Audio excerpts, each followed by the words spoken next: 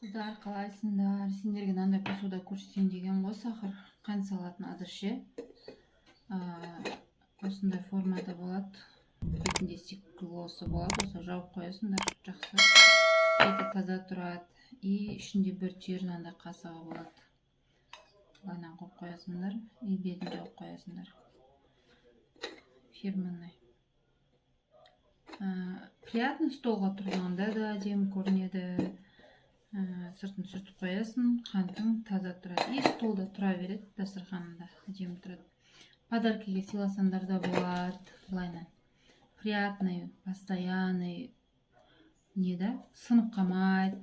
И былайынан сыйлауға да күшті, қараңдаршы.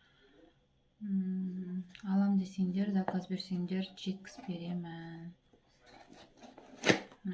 Былайынан ашасыңдар да.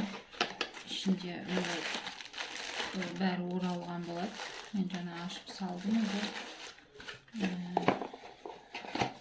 Коробкасы да үлкен емес, осында кішкентай ғана әдемі. Мынаның ішіне бір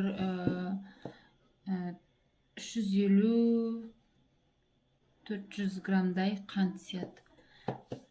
Сап қоясыңдар. Қанттан басқа да заттар не салғыларың келеді, соны сап қойсаңдар болады. Формасы да әдемі. Осы бұл кішкентай формасы, и бұдан үлкен формасы бар. Үлкен фирмаларға арналған. Оған уже көбірек зат сияды. Заказ берем десеңдер, мен номеріме хабарласыңдар.